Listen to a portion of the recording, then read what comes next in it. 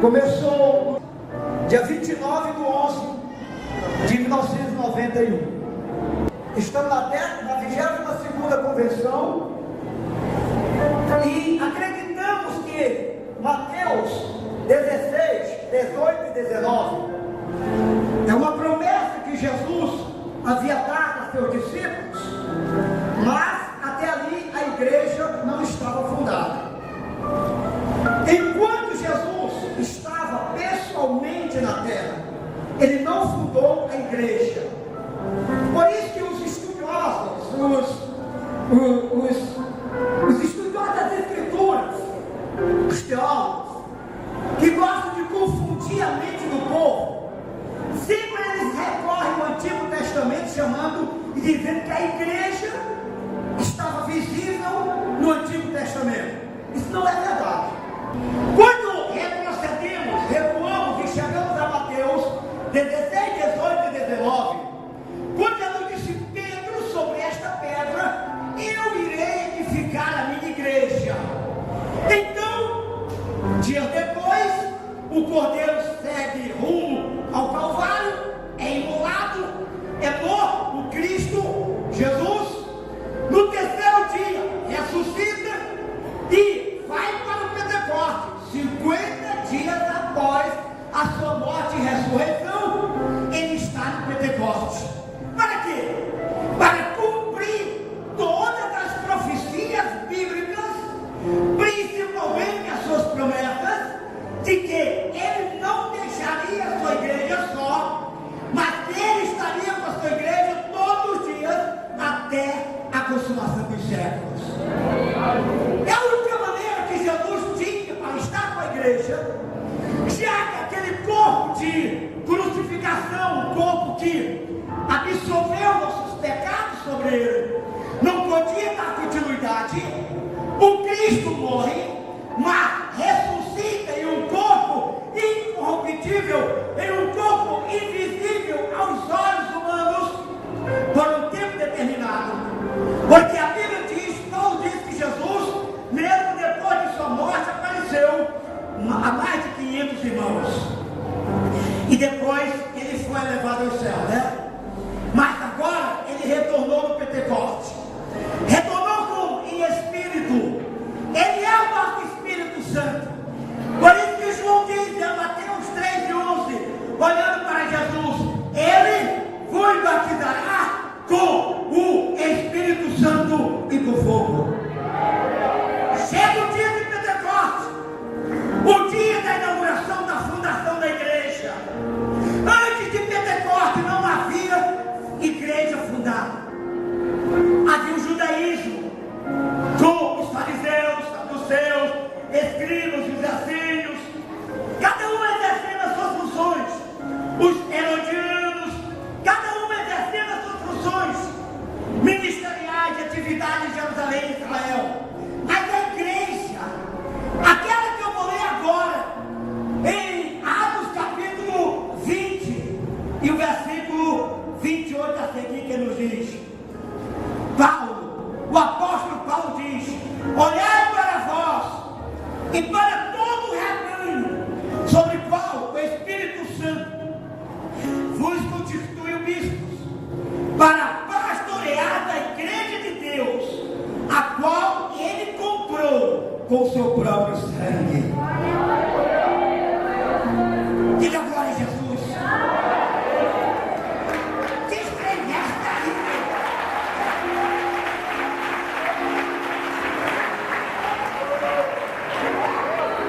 No ano do Yom Kippur, era obrigatório todo israelita que puder ir a Jerusalém e oferecer o seu sacrifício.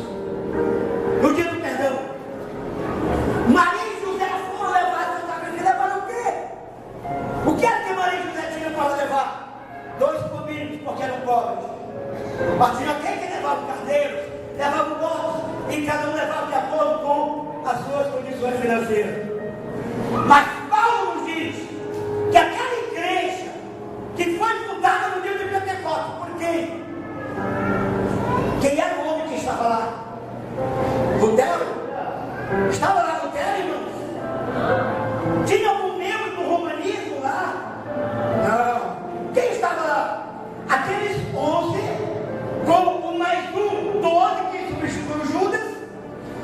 estava no Pentecoste. Pedro, o portador, o homem que estava autorizado a falar pelos demais, levanta-se.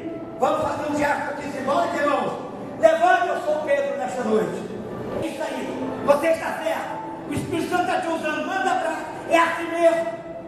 E Pedro fica de pé no dia de Pentecoste e começa uma pregação. Uma pregação que já tinha sido respaldada pelo falar em línguas.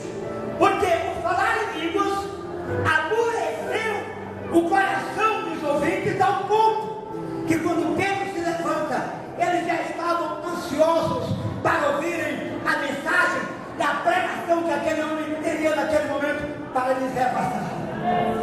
E quando Pedro e os outros se põem de pé, aquela imensa multidão, Pedro não tremeu mais, ele estava cheio, transbordando, derramando. Não era Pedro que falava, era o Espírito Santo que falava pelos seus lábios. E chega um momento que a multidão não suporta mais, e vira para Pedro e pergunta aos demais: que faremos? Diante de tanta demonstração de poder e de mensagem, de tantas verdades cumpridas no Antigo Testamento até agora, o que é que nós devemos fazer?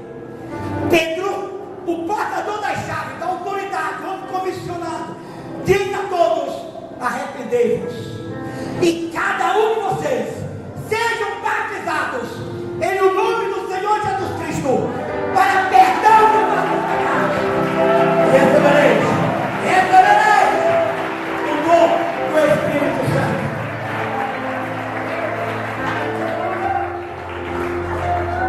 É por isso que a palavra outro tem dois significados: alô e eterno.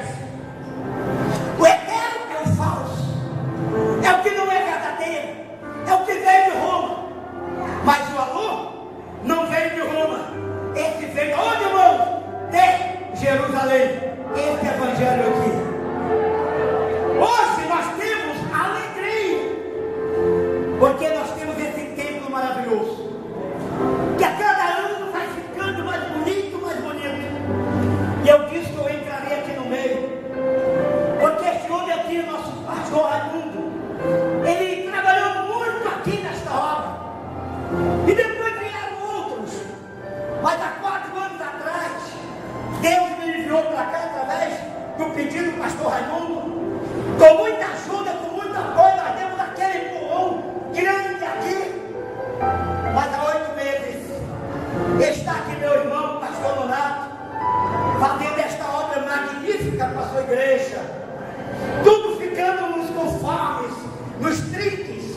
E na próxima convenção as coisas estarão muito melhor para a honra e glória de Jesus.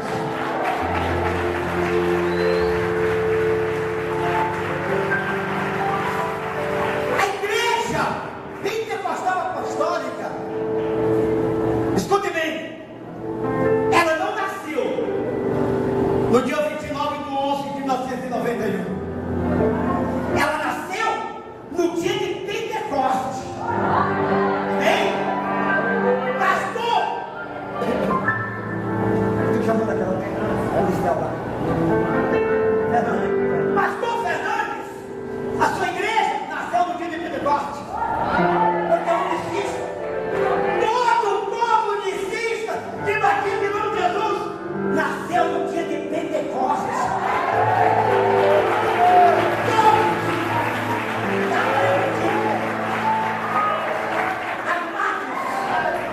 Nós amamos esta mensagem.